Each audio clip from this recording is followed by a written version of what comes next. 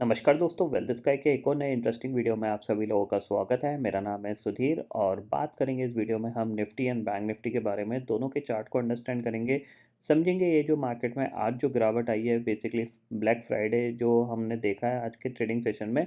तो क्या यहाँ से मार्केट और गिरेगा या फिर बाउंस बैक देखने को मिलेगा? क्या ये एक नॉर्मल सेलिंग है जो कि रिकवरी में कन्वर्ट हो जाएगी? ये सारे पर्टिकुलर पॉइंट हम इस वीडियो में समझेंगे। तो जल्दी से इस वीडियो को स्टार्ट करते हैं।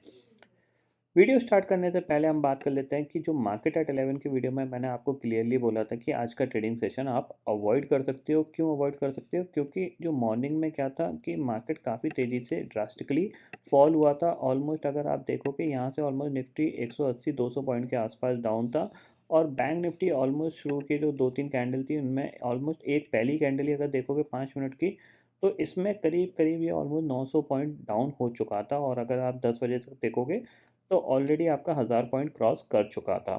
ठीक है, तो इसी वजह से मैंने आपको बोला था कि आज का ट्रेडिंग सेशन आप अवॉइड कर सकते हो, क्योंकि जो पुट के प्रीमियम्स हैं वो ऑलरेडी बहुत तेज़ी से जंप हो गए हैं।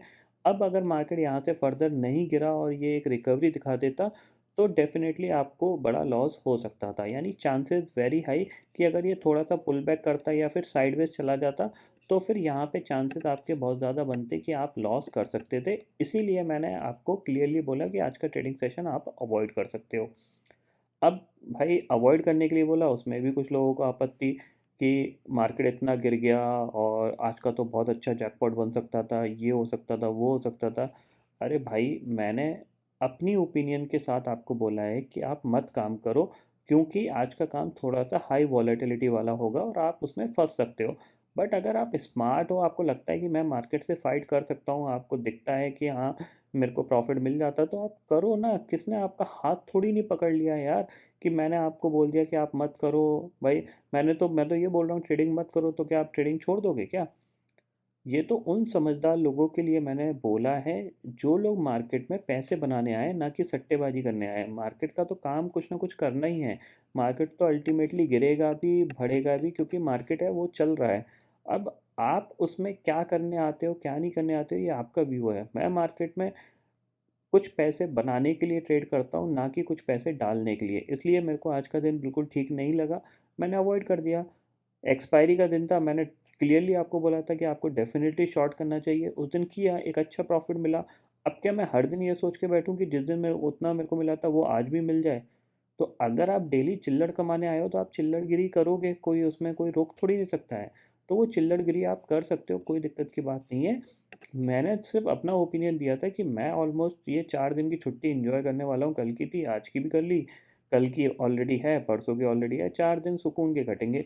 मंडे को देखेंगे मार्केट कहाँ जाता है, किधर जाता है। तो वो इम्पॉर्टेंट चीज़ है। अगर आपको समझ में आता है मार्केट तो आप करिए, डेफिनेटली करिए भाई।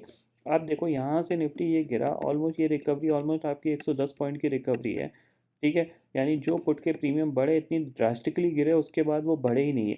अगर ये जो फॉल है ये फॉल नहीं आता, ये फॉल अगर नहीं आता ना, तो यहाँ से जिसने भी पुट बाय करी थी उसको कोई प्रॉफिट नहीं मिलता। सिर्फ इस फॉल की वजह से फर्दर जो प्रीमियम थे वो एक्सटेंड हुए पुट साइड के। अदरवाइज पुट वहीं की वहीं पुट ट्रेड कर रही थी, कोई फर्दर एक्सटेंडेड नहीं था। इवन इन उसमें ज़्यादातर में तो टाइम वैल्यू की वजह से डिके ही था। बट ये जो फॉल आया इसकी वजह से मार्केट थोड़ा सा और गिरा, जिसकी वजह से जो प्रीमियम थे थोड़े तेज़ी से जंप किए। अब उसके अंदर बहुत से लोग फंसे भी होंगे, बहुत से लोगों को प्रॉफिट भी मिला होगा। अगर आज के दिन में आपको प्रॉफिट, ये 3 कैंडल छोड़ के, मतलब ये आप 5 कैंडल छोड़ दीजिए, इसके बाद अगर आपने एक प्रॉफिट कमाया है तो समझ लीजिए आप अराउंड 55 to 60% ट्रेडर बन चुके हो। ठीक है ना? और अगर आपने इस 5 कैंडल में प्रॉफिट कमाया और इधर आपने वो डुबो दिया, या फिर इस वॉलेटिलिटी में आपने वो आपका वापस चला गया मार्केट में, या फिर आप लॉस में आ गए हो ना, तो आप ये समझ लीजिएगा कि आप 5% भी ट्रेडर नहीं बने हो। और जिसने आज का ट्रेडिंग सेशन अवॉइड कर दिया होगा, क्योंकि आज का ट्रेडिंग सेशन काफ़ी ज़्यादा मार्केट गिरा था। और जब स्क्रीन पे मार्केट गिरता है तो आपके अंदर एक इमोशंस जागते हैं, यार मार्केट गिर रहा है, ला शॉर्ट कर देता हूँ, कुछ पैसा बन सकता है।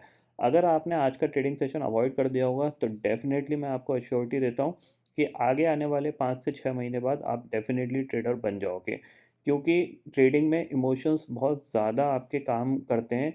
अगर आप मार्केट को गिरते हुए देख रहे हो और आप ट्रेड नहीं डाल रहे हो तो ये बहुत अच्छी बात है, क्योंकि गिरता हुआ मार्केट सबसे ज़्यादा लोगों को ट्रैप करता है। एक बार बढ़ता हुआ मार्केट इतनी तेज़ी से ट्रैप नहीं करता है जितना गिरता हुआ मार्केट तेज़ी से लोगों को ट्रैप करता है। वैसा ही आपने यहाँ पे एंड में निफ्टी में देखा है, ठीक है ना। आप देख सकते हो लो कहाँ था आपका, ऑलमोस्ट 17,495 के आसपास का लो था, और ऑलमोस्ट रिकवरी देखो 130 पॉइंट, 130 140 पॉइंट की रिकवरी है ये, ठीक है ना। तो ऐसे में क्या है कि जो पुट के प्रीमियम इतना फॉल आने के बाद बड़े होंगे ना, सिर्फ ये 3 कैंडल में वो पूरा खा गए, और जो कैरी फॉरवर्ड ले गए होंगे उनका तो भगवान भला करे, ठीक है ना। क्योंकि गिर सकता है मार्केट, ऐसा नहीं है नहीं गिर सकता, बट फिर भी यहाँ पे चांसेस वेरी हाई कि उनको लॉस हो सकता है, ठीक है ना। क्योंकि जाहिर सी बात है वो इतने महंगे प्रीमियम कौन खरीद के जाएगा, तो वो चीज़ आप क्लियरली समझ लीजिए। अब हालांकि ये सारी कहानियाँ हैं, चलती रहेंगी क्योंकि मार्केट है, बट हमें समझना है कि अब मंडे का ट्रेडिंग सेशन हमारे लिए कैसा रह सकता है। तो यहाँ पे हम समझते हैं, देखो सबसे पहली चीज़ क्या है कि फ़िलहाल कुछ लोगों का ये भी प्रॉब्लम रहता है कि ऑप्शन चेन डाटा में यहाँ सपोर्ट था वहाँ सपोर्ट था। देखो सिंपल ही चीज़ है, ऑप्शन चेन जो बनती है वो ह्यूमन ही बनाते हैं, कोई मार्केट उसको बना के नहीं आता है। अगर आपका व्यू लग रहा है कि मार्केट 17,500 के ऊपर ही एक्सपायर देगा, तो आप क्या करोगे, इसको सेल करोगे, इसको सेल करोगे। और अगर आपको लगता है 17,500 के नीचे क्लोज देगा तो आप कॉल सेल करोगे। अब ये एक व्यू है, अगर आपका व्यू गलत जाएगा तो आप क्या करोगे, आप अपनी पोजीशन को हल्का करोगे। सिंपल ही चीज़ है, अगर आपका व्यू सही जा रहा है और आप उसको एडजस्टमेंट करना जानते हो तो फिर आप उसमें बने रहोगे। तो इसका मतलब ये थोड़ी नहीं है कि किसी स्ट्राइक प्राइस पे बहुत बड़ा ओपन इंटरेस्ट खड़ा हुआ है वो टूट नहीं सकता।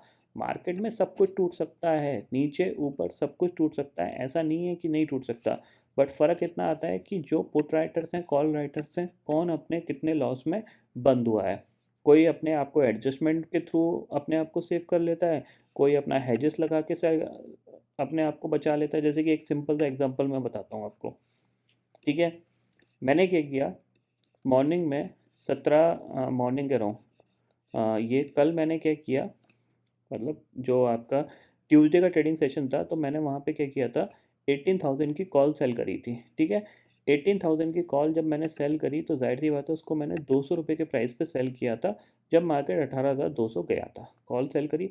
अब अगर मुझे लगता कि मार्केट ऊपर भाग सकता है, तो मैंने क्या किया, उस कॉल को हैच करने के लिए एक 18,350 की कॉल ले ली।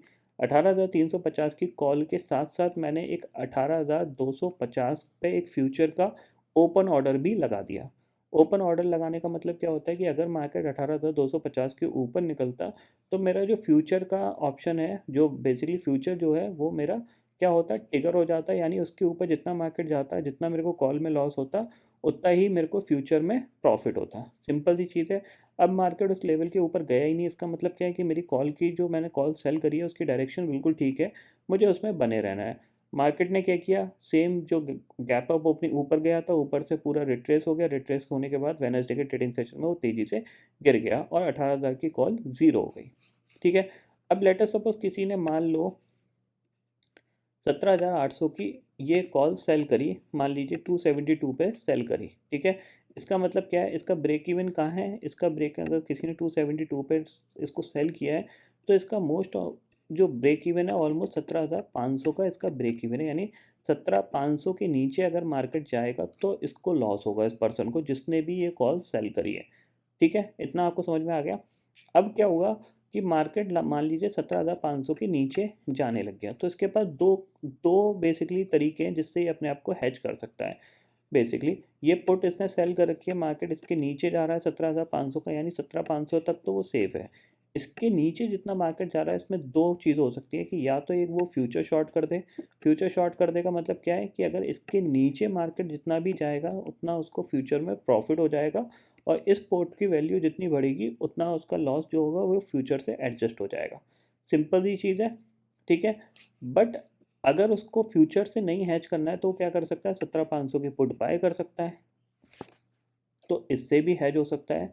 तो तरीके बहुत सारे होते हैं हैजेस के अपने आप को सेव करने के लिए। तो आप ये मत सोचो कि कोई लेवल टूट नहीं सकता, सब चीज़ें टूट सकती हैं। इनके टूटने के हिसाब से ही तो हम ट्रेड प्लान करते हैं। कल जब 18,000 टूटा तभी तो मार्केट तेज़ी से गिरा, तो ये चीज़ हमें पता चली ना कि 18,000 एक इम्पॉर्टेंट सपोर्ट है। अगर वो टूटेगा तो मार्केट तेज़ी से गिरेगा, तो वो टूटा, मार्केट तेज़ी से गिरा। ठीक है, इतना आपको समझ में आया यहाँ पे। अब यहाँ पे हम समझते हैं कि ये चीज़ें तो सारी कहानी है, हम समझते हैं मार्केट क्या कर सकता है नेक्स्ट, उसको हम अंडरस्टैंड करते हैं। तो सबसे पहली चीज़ है यहाँ पे कि देखो, ये 200 डे मूविंग एवरेज टारगेट है मेरा, जो एक्सपेक्टेड है कि मंडे को आ जाना चाहिए किसी भी पैनिक सेलिंग में, या फिर ट्यूसडे को आना जाना चाहिए।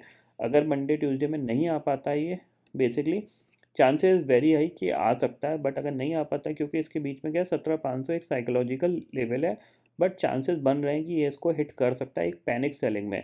तो इसके आसपास मैं एक प्लान करूँगा बाय साइड की साइड पोजीशन बनाने का। ठीक है, इतना आपको क्लियरली समझ गया।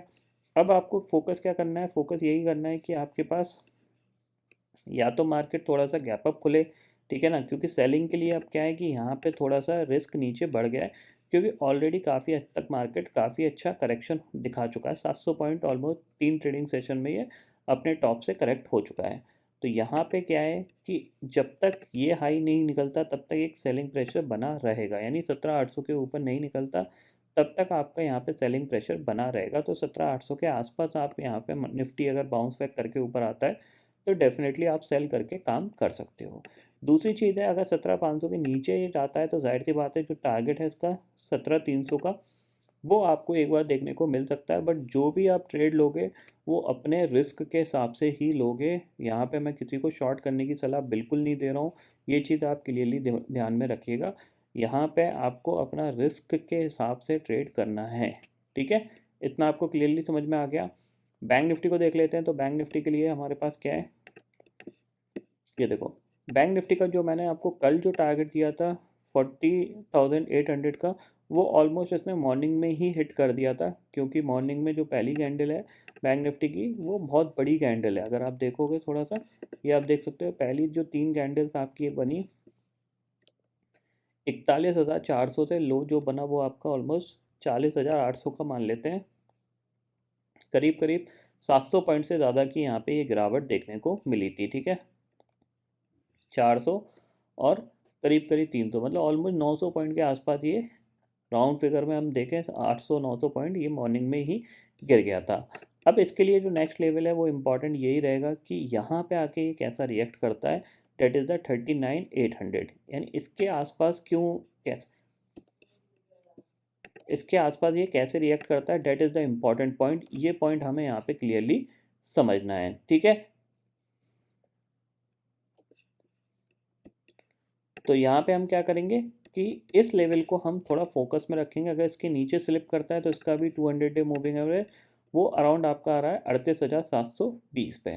तो हो सकता है ये इसको हिट करने की कोशिश कर सकता है, बट निफ्टी पहले हिट करेगा, बैंक निफ्टी थोड़ा सा बाद में हिट करेगा। तो ये चीज़ हम क्लियरली समझ लेंगे। और जब तक ये ऊपर की तरफ निकलता नहीं है इस लेवल के ऊपर, ये भी नहीं, 41,000 के ऊपर जब तक ये नहीं निकलता तब तक ये थोड़ा सा वीकनेस भी दिखाएगा बैंक निफ्टी, ये चीज़ आप क्लियरली समझ लीजिएगा, ठीक है। और ग्लोबल मार्केट की सिचुएशन देख लेते हैं, करंटली हम कैसा कामकाज कर रहे हैं। तो यहाँ पे इंडेक्सेस फ्यूचर्स में जाते हैं तो फ्लैट है, कोई ज़्यादा ऐसी बड़ी कोई नेगेटिविटी हमें नहीं दिख रही है, तो एक नॉर्मल सेलिंग है।